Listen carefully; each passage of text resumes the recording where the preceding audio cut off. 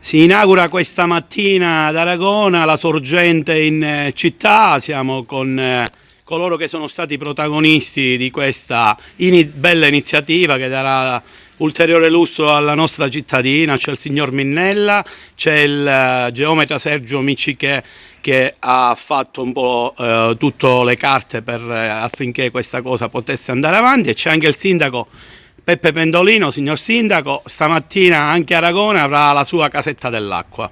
È una bella iniziativa che quando il geometra Miccichè me l'ha proposto ho sposato subito, perché voglio dire, era un servizio che mancava ad Aragona, dare la possibilità alla gente di un punto di erogazione di acqua in qualsiasi ora del giorno e della notte, anche nei giorni festivi.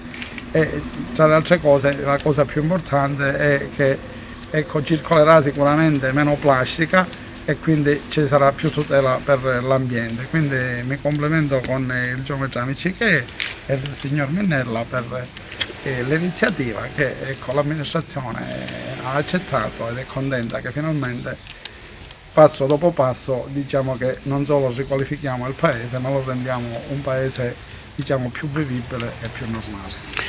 Che tipo di acqua sarà quella che gli aragonesi potranno attingere a questa sorgente, signor Minnella? Allora, si tratta di acqua microfiltrata,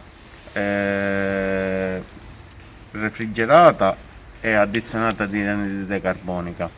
In più vi è un erogatore di acqua leggera, un'acqua a basso residuo fisso, per capirci tipo l'acqua Geraci, che è adatta per chi ha problemi di ipertensione, problemi di calcoli e patologie varie, per i bambini piccoli. Quindi un'acqua che permette di assimilare meno minerali e quindi essere molto più leggera. Geometra Miccichè, un servizio che potrà continuare, si spera, per diverso tempo, per tanti anni. Che tipo di contratto è stato fatto con la ditta? È stato fatto regolarmente un contratto a tempo, chiamiamolo, che certamente dovrebbe essere rinnovato parzialmente ogni anno, ma tacito il consenso degli altri può continuare senza alcunché.